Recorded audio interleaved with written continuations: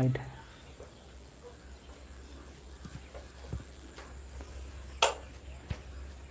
देख चल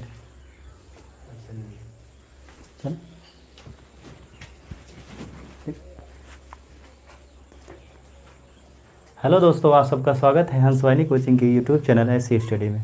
तो कुछ टेक्निकल फॉल्ट होने के कारण कुछ देर लगा लाइव आने में, आप लोगों ने काफ़ी देर तक इंतज़ार किया। तो जल्दी से फटक से आप लोग लाइव आ जाइए और आज का सेशन स्टार्ट करते हैं। इसके पहले आप सबको मैंने नंबर सिस्टम के 2 भाग पढ़ाए थे, जिसमें मैंने बेसिक कॉन्सेप्ट के काफ़ी क्वेश्चन आप सबको कराए थे। तो आज उसके आगे से अगला तीसरा पार्ट कराने जा रहे हैं। दूसरे पार्ट में मैंने संख्याओं का वर्गीकरण आप सबको पढ़ाया था, और संख्याओं के वर्गीकरण में आप सबको मैंने कुछ वर्गीकरण बता दिए थे, लेकिन कुछ वर्गीकरण अभी रह गए थे। तो चलिए आज उस पर चर्चा करते हैं और फटाफट आप लोग जुड़ जाइए लाइव सेशन में। आप लोगों को थोड़ी दिक्कत हुई होगी, 7-8 मिनट देर से हम जो है लाइव आए, क्योंकि थोड़ा रोटेट में प्रॉब्लम आ रहा था। तो कोई बात नहीं, अब पहले एक बार सब लोग थम्स अप करिएगा कि क्या आवाज़ प्रॉपर सबको आ रही है, और एक लाइक करिएगा और बताइएगा क्या सबको मेरी आवाज़ सुनाई पड़ रही है। अगर आवाज़ सुनाई पड़ रही हो तो क्लास को स्टार्ट करते हैं, सेशन को स्टार्ट करते हैं। तो बताइएगा, फटाफट लाइक करिएगा। मैं देख रहा हूँ आप सबका कमेंट देख रहा हूँ। तो बच्चों ज़रा जल्दी से आप लोग जुड़ जाइए, मित्र लोग सभी लोग जुड़ जाइए, और जुड़ने के बाद एक थम्स अप करिएगा और बताइएगा कि क्या सबको प्रॉपर आवाज़ मिल रहा है या प्रॉपर वीडियो सबको मिल रहा है, वॉइस सबको प्रॉपर मिल रही है, वीडियो क्लियर आ रहा है। सभी लोग फटाफट लाइक आ जाइए और बताइए फटाफट कि आवाज़ सुनाई दे रहा है ना सबको। चलिए ठीक है, ओके, आवाज़ सुनाई दे रहा है। काफ़ी लोग कमेंट कर रहे हैं कि हाँ आवाज़ सुनाई दे रहा है। और बिल्कुल चलिए सेशन को स्टार्ट करते हैं। और आज के सेशन में हम लोग पढ़ने वाले हैं, जैसा कि नंबर सिस्टम में पढ़ा रहा हूँ, और बेसिक कंसेप्ट से लेकर के एडवांस लेवल तक के आपको जो है क्वेश्चन पढ़ाएंगे। और उन क्वेश्चनों में आप सबको सबसे पहले बेसिक पढ़ना होगा। क्वेश्चन से पहले आप सबको बेसिक पढ़ना होगा। तो मैंने 2 पार्ट पढ़ाए थे, आइए तीसरा पार्ट स्टार्ट करते हैं। चलिए स्टार्ट करते हैं आज का सेशन। और आज के सेशन में आप सबको हम पढ़ाने वाले हैं संख्याओं के वर्गीकरण के कुछ भाग छूटे हुए थे जो अभी पूरे नहीं हुए थे। तो अब चलिए आप सबको आगे के पार्ट पढ़ाएंगे। चलिए बात करते हैं। अब सबसे पहले हम बात करते हैं कि अभी मैंने आप लोगों को एक क्या नहीं पढ़ाया था, पूर्णांक संख्याएँ के बारे में। क्या था? पूर्णांक संख्याएं, जिनको हम लोग अंग्रेजी में कहते हैं इंटीजर नंबर्स। क्या बोलते हैं? Integer numbers. Integer numbers. तो सबसे पहले चर्चा करते हैं कि पूर्णांक संख्याएं क्या होती हैं, कैसे पहचान करते हैं। देखिए, पूर्णांक संख्याएं जो होती है वो धनात्मक पूर्णांक और ऋणात्मक पूर्णांक से मिलकर बनी होती है। यानी कि जो हमारा पूर्णांक संख्याएं हैं वो धनात्मक पूर्णांक और ऋणात्मक संख्याओं से मिलकर बनी होती है, और उनमें जीरो भी आपका क्या कर लिया जाता है? शामिल कर लिया जाता है। तो जैसा कि हम कह सकते हैं पूर्णांक संख्याओं के बारे में अगर हम चर्चा करें तो पूर्णांक संख्याओं को हम लोग आई से निरूपित करते हैं, आई द्वारा रिप्रेजेंट करते हैं। और इसको हम इस तरह से लिख सकते हैं क्या कि जीरो कि अगर दाएं तरफ हम ले लें और जीरो पे हम बाएं तरफ ले लें। जैसा कि अगर हम देखें ध्यानपूर्वक कि यहाँ पर 1 2 3 4 5 इसी तरह से डॉट डॉट डॉट डॉट करके हम इधर लिख सकते हैं इनफाइनाइट तक। और उसी तरह से इधर भी हम क्या लिख सकते हैं? -1 -2 -3। इसी तरह इधर भी डॉट डॉट डॉट करके हम कहाँ तक लिख सकते हैं? इनफाइनाइट तक लिख सकते हैं। तो यानी इस तरह की संख्याओं को हम यानी कह सकते हैं कि धन पूर्णांक ऋण पूर्णांक के समूह में यदि जीरो को भी शामिल कर लिया जाए तो वो संख्या क्या कहलाती है? पूर्णांक संख्याएं कहलाती हैं। अच्छा, पूर्णांक संख्याओं को हम लोग पहले समझते हैं कि पूर्णांक का अर्थ क्या होता है। पूर्णांक का मतलब पूरा पूरा अंक, अर्थात जैसा कि भिन्नात्मक ना हो। अगर कोई संख्या भिन्नात्मक होगी तो उसे हम पूर्णांक संख्या नहीं कह सकते। अच्छा, पूर्णांक संख्याएं धनात्मक भी हो सकती है, ऋणात्मक भी हो सकती है, और शून्य भी एक ऐसी संख्या है जो पूर्णांक संख्याओं के अंतर्गत आती है। तो आप ये भी ध्यान रखिएगा, नोट पॉइंट की जो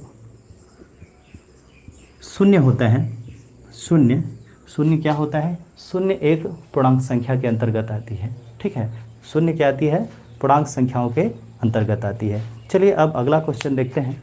अगला जो हमारा क्लासिफिकेशन है, क्लासिफिकेशन है, और इस क्लासिफिकेशन में आगे देखते हैं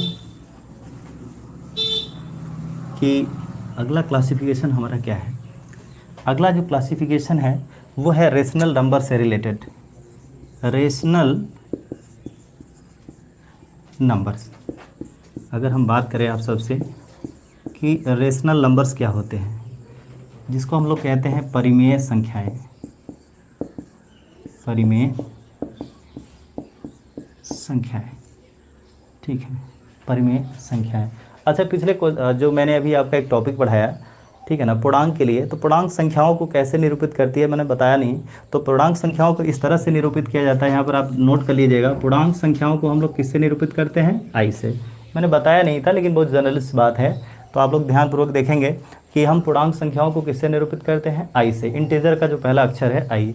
अच्छा, इसको इंटीजर को हम दो तरह से भी रिप्रेजेंट कर सकते हैं, एक आई पॉजिटिव भी होता है और ए आई क्या होता है, निगेटिव। आई पॉजिटिव का मतलब वही 1 2 3 4 5 comma dot dot dot dot infinite तक, और जो आई निगेटिव होता है वो क्या होता है आपका -1 2 3 4 5 6 7 8 इनफाइनाइट तक होता है। तो आप लोगों को आई होप समझ में आ गया होगा। चलिए, सबको समझ में आ रहा होगा तो एक लाइक करिएगा और बिल्कुल जुड़े रहिएगा वीडियो में। अच्छे से अच्छे जो कॉन्सेप्ट हैं आपको सीखने को मिलेगा, और आपको एडवांस लेवल तक के भी कॉन्सेप्ट आप सबको बताएंगे। तो जुड़े रहिए वीडियो में, और जो लोग अभी तक लाइक नहीं आए हैं फटाफट आ जाइए और बिल्कुल एक एक लाइक दीजिएगा, तो हम सब दीजिएगा कि हाँ आवाज़ क्लियर आ रही है, आपको समझ में आ रहा है। और बिल्कुल ही बिल्कुल बिल्कुल बिल्कुल आप सबका मैं कमेंट पढ़ रहा हूँ, और आपके कमेंट्स का बाद में मैं जवाब भी दूंगा। अभी आज के क्लास में तो जवाब नहीं दे रहा हूँ, लेकिन नेक्स्ट क्लास में अवश्य ही आप लोगों को कुछ टेक्निकल इशू के कारण कुछ क्लास जो है 8-6 मिनट देर से चालू हुआ, लेकिन अगले क्लास में ऐसा नहीं होगा। बिल्कुल ही आपका टाइम अप टू डेट जो है स्टार्ट हो जाएगा। आप सेशन में जुड़े रहिए।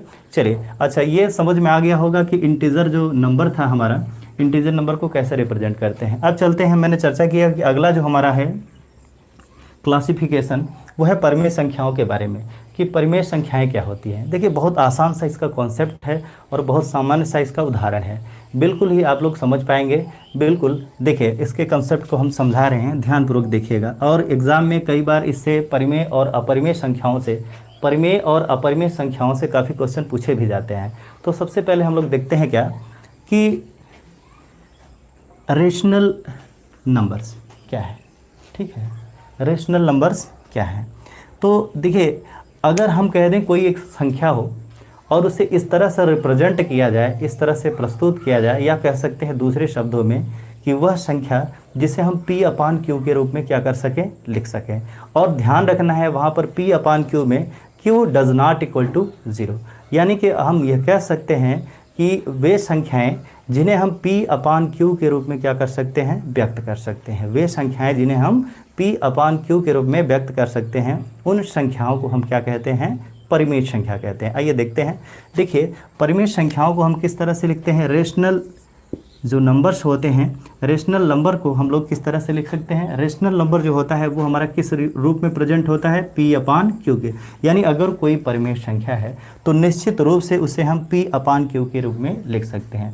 अगर हम ये कहें कि P/Q क्या है, तो आप कहेंगे P/Q एक फ्रैक्शन है, ठीक है। P/Q क्या है, एक फ्रैक्शन है, यानी कि एक भिन्न है जिसमें P भी हमारा एक क्या है, P क्या है और Q क्या है। अगर हम आपसे कहें तो आप कहेंगे P क्या है, न्यूमरेटर है, और ये क्या है, डिनोमिनेटर है। यानी कि हम इसको अगर हिंदी में कहना चाहें कि P और Q क्या है, ये अंश है और ये क्या है, हर है। ये भी एक तरह की वास्तविक संख्या है और यह भी एक तरह की वास्तविक संख्या है, यानी दोनों ही संख्याएं कैसी हैं, वास्तविक संख्या हैं, और दोनों ही संख्याएं वास्तविक हैं। अच्छा, वास्तविक संख्याएं हैं, लेकिन एक बात और ध्यान रखना है कि ये संख्याएं, देखिए वास्तविक संख्याओं के बारे में अभी मैं बताऊंगा, लेकिन उससे पहले आप ये कह सकते हैं कि दोनों ही संख्याएं पूर्णांक संख्याएं, सॉरी वास्तविक ना कह करके, क्योंकि वास्तविक कई संख्याएं आ जाती हैं, तो वास्तविक ना कहना शब्द अच्छा नहीं होगा। आप ये कह सकते हैं कि ये भी P भी एक पूर्णांक संख्या होगी और Q भी एक क्या होगी, पूर्णांक संख्या होगी, तो ज़्यादा अच्छा होगा। यानी कि आप कह सकते हैं रेशनल एक्सप्रेशन अगर हम पढ़ रहे हैं, यानी कि रेशनल नंबर अगर हम पढ़ रहे हैं, और रेशनल नंबर में अगर हम कहें परिमेय संख्या में जब हम देखते हैं कोई रेशनल नंबर क्या है, तो हम कहेंगे कि ये P हमारा अंश है और ये Q हमारा क्या है, हर है। यह भी एक पूर्णांक होना चाहिए और यह भी एक पूर्णांक संख्या होनी चाहिए। यानी दो आप कह सकते हैं पूर्णांकों का जो अनुपात होता है वही क्या कहलाता है, rational expression, sorry rational number कहलाता है। रेशनल नंबर की एक शर्त और है कि Q does not equal to 0। क्या होना चाहिए, यानी कि वह संख्या जिसे हम p अपान q के रूप में लिख सकते हैं, जिसे हम p अपान q के रूप में लिख सकते हैं और उसका हर कभी भी शून्य नहीं होना चाहिए, वो निश्चित रूप से कौन सी संख्या होगी, परिमेय संख्या होगी। वह निश्चित रूप से कौन सी संख्या होगी, परिमेय संख्या होगी। लेकिन उसके लिए एक शर्त है कि उसका जो हर है यानी डिनोमिनेटर जो है उसका, वो कभी भी क्या नहीं होना चाहिए, शून्य नहीं होना चाहिए। आइए कुछ एग्जाम्पल के द्वारा हम लोग इसको समझते हैं। चलिए आइए एग्जाम्पल देखते हैं इसके बारे में। अगर एग्जाम्पल की हम बात करें, अगर हम एग्जाम्पल की बात करें, जैसे कि अगर मैं आपसे कहूँ 1/2, ध्यानपूर्वक देखिएगा, अगर मैं कहूँ 1/2 तो 1/2 आपका कैसा है, रेशनल है नंबर, क्योंकि देखिए इसमें भी एक पूर्णांक संख्या है, यह भी एक पूर्णांक संख्या है, तो पूर्णांक संख्याओं का अनुपात कैसा हुआ, रेशनल नंबर। अगर मैं कह दूँ 22/7, यह भी एक परिमेय संख्या है। अगर मैं आपसे लिख दूँ, आपको समझाना चाहूँ और आपसे कहना चाहूँ कि -1/3 क्या है, तो आप कहेंगे ये भी एक क्या है, रेशनल नंबर है। अगर मैं कहूँ तो 2/3, ये भी एक रेशनल नंबर है। अगर मैंने लिख दिया 5, यह भी एक रेशनल नंबर है। क्यों रेशनल नंबर कैसे है, क्योंकि देखिए आप कहेंगे p अपान q तो है ही नहीं सर, है भाई, आप ध्यानपूर्वक देखिए तो सही। अगर मैं कहूँ 5 का जो बटा है, यानी कह सकते हैं उसका हर है, वो क्या है, 5 को भी हम भिन्नात्मक रूप में लिख सकते हैं ना भाई। 5/1 लिख लिए उसका मतलब तो 5 ही ना होगा, 5/1 लिखेंगे उसका मतलब तो 5 ही होगा। लेकिन अगर आप देखें तो यहाँ न्यूमरेटर भी मिल रहा है और क्या मिल रहा है, डिनोमिनेटर भी मिल रहा है, यानी अंश और हर दोनों ही मिल रहे हैं। और अंश भी हमारा एक क्या है, अंश भी हमारा एक पूर्णांक संख्या है और हर भी हमारी एक पूर्णांक संख्या है। इसका मतलब हम कह सकते हैं कि 5 भी हमारा क्या होगा, 5 भी हमारा क्या होगा, एक परिमेय संख्या होगा। यानी हम कह सकते हैं कि अगर इस तरह की संख्या जिसे हम p अपान q के रूप में व्यक्त कर पाएंगे तो निश्चित रूप से ही वह एक क्या होगी, परिमेय संख्या होगी। चलिए और आगे चलते हैं। अब इसके आगे और चर्चा करते हैं अब इरेशनल नंबर के बारे में। अब बात करेंगे इरेशनल नंबर के बारे में। इरेशनल नंबर, अच्छा रेशनल नंबर को आप लोग समझ पाए होंगे। अब इसके बाद हम लोग देखते हैं इरेशनल नंबर कि इरेशनल नंबर किसे कहते हैं। ठीक है, तो इरेशनल नंबर के बारे में देखते हैं, ठीक है ना, कि इरेशनल नंबर किसे कहते हैं। अपरिमेय संख्याएं, अगर हम बात करें कि अपरिमेय संख्याएं क्या होती हैं, जिसको हम इरेशनल नंबर कहते हैं। अगर हम किसी संख्या को, यानी अगर कोई संख्या हो और उस संख्या को हम p अपान q के रूप में ना लिख सकें, ठीक है, यानी कोई अगर परिमेय संख्या हो, हम चाहे तो उसको लिखवा भी सकते हैं, लिख भी सकते हैं बोर्ड पर, लेकिन उसका कोई मतलब नहीं। इसको अच्छे से समझ लें आप लोग कि अगर हम किसी भी इरेशनल नंबर के बारे में कह रहे हैं तो इरेशनल नंबर का सीधा तात्पर्य है कि वह संख्या p अपान q के रूप में नहीं लिखी जा सकती। p अपान q के रूप में क्यों नहीं लिखी जा सकती, इसका मतलब किसी संख्या को हम अंश बटे हर में, अर्थात उसे हम किसी भिन्न में प्रकट नहीं कर सकते। जैसा कि अभी मैंने बताया था कि 1/2, 3/2, मान लीजिए -5/4, ये सब कैसी हैं, परिमेय संख्याएं हैं, क्योंकि इनको भिन्न में हमने प्रकट कर लिया है। अगर हम किसी संख्या को भिन्न के रूप में प्रकट कर लिए हैं तब तो भाई वो परिमेय संख्या है, जो कि अंश और हर है। लेकिन अगर ऐसी संख्या हमको मिले जिसे हम अंश बटे हर के रूप में प्रकट ना कर सकें, अर्थात उसे p अपान q के रूप में प्रकट ना कर सके, तो समझ लीजिए वो संख्या कैसी है, यानी वे संख्याएं कैसी हैं, वे संख्याएं अपरिमेय संख्याएं हैं। अगर हम अपरिमेय संख्याओं के बारे में आपको बताना चाहें और इसके एग्जाम्पल को समझाना चाहें तो आप ध्यानपूर्वक देखिएगा। अपरिमेय संख्याओं के कुछ एग्जाम्पल, आपको महत्वपूर्ण एग्जाम्पल मैं आप सबको बता रहा हूं, ध्यानपूर्वक देखिएगा। जैसे आपको मैंने कह दिया पाई लिख लिया, इसके बाद मैंने लिख दिया ई। कुछ लोग पूछेंगे पाई और 22/7 क्या है, अभी मैं इस पर चर्चा करूंगा और आप सबको समझाऊंगा विधिवत, तो ध्यानपूर्वक बने रहे वीडियो में। सभी लोग बिल्कुल ही समझ में आ जाएगा कि पाई और 22/7 में क्या अंतर है। देखिएगा, पहले क्या लिख दिया मैंने, पाई, ई लिख दिया, या आपको ये जी आपने पढ़ा होगा, आप ये गुरुत्वीय त्वरण आपने देखा होगा, या ये जी गुरुत्वाकर्षण नियतांक के बारे में आपने देखा होगा, या हमने कह दिया कड़ी में 2 है, कड़ी में 3 है, ठीक है, कड़ी में आपका 5 है, ठीक है। अगर इस तरह की संख्याएं मिले आपको तो निश्चित रूप से आप कह सकते हैं ये सब संख्याएं क्या हैं, अपरिमेय संख्या हैं। आप इस तरह की संख्याओं को भी बोल सकते हैं 1.23417 ... यानी ऐसी संख्या जो दशमलव के रूप में लिखी गई हो, दशमलव प्रसार के रूप में लिखी गई हो, यानी उसको दशमिक प्रसार के रूप में तो लिखा गया हो, लेकिन एक बात और ध्यान रखने वाली बात है कि दशमलव के बाद कोई भी जो अंक है वो रिपीट ना हो, यानी कि अनावर्ती हो। अभी उस पर भी हम चर्चा करेंगे कि अनावर्ती और आवर्ती क्या होता है, क्योंकि जब तक वो नहीं समझेंगे आगे के कॉन्सेप्ट आपको बिल्कुल ही नहीं समझ में आएंगे। तो चलिए अब ध्यानपूर्वक समझिएगा। ये क्या लिखा है, पाई। पाई जैसा कि आप लोग जानते हैं, पाई का मान कभी कभी आप लोगों ने पढ़ा भी होगा कि किताबों में छपा होता है पाई का मान 22/7। देखिए पाई का मान 22/7 ज़रूर होता है, लेकिन जब हम पाई का मान निकालते हैं तो क्या आता है 3.14। इसके आगे जो भी वैल्यूज आती हैं वो वैल्यूज कभी भी रिपीट नहीं होती, यानी दशमलव के बाद जब हम 22/7 को जब हम निकालते हैं आगे चल करके कई स्थानों तक, तो उसमें हमें देखने को क्या मिलता है कि दशमलव के बाद एक भी अंक रिपीट नहीं होता है। तो मैंने अभी भी बताया था कि अगर किसी संख्या को दशमिक प्रसार के रूप में लिखा गया हो